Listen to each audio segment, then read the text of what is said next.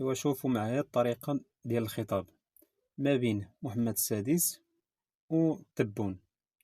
يعني هنا فين تعرف العقل، يعني كيف الناس اللي واعيين كيفاش كيخاطبوا كيفاش كيهضروا.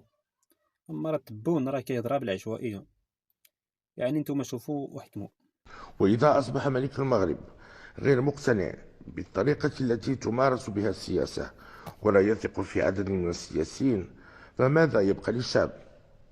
لكل هؤلاء أقول كفى، واتقوا الله في وطنكم، إما أن تقوموا بمهامكم كاملة وإما أن تنسحبوا، فالمغرب له نساؤه ورجاله الصادقون.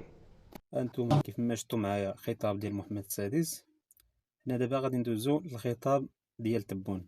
أصبحنا احنا الدولة الأولى حاليا والوحيدة غير مقبولة.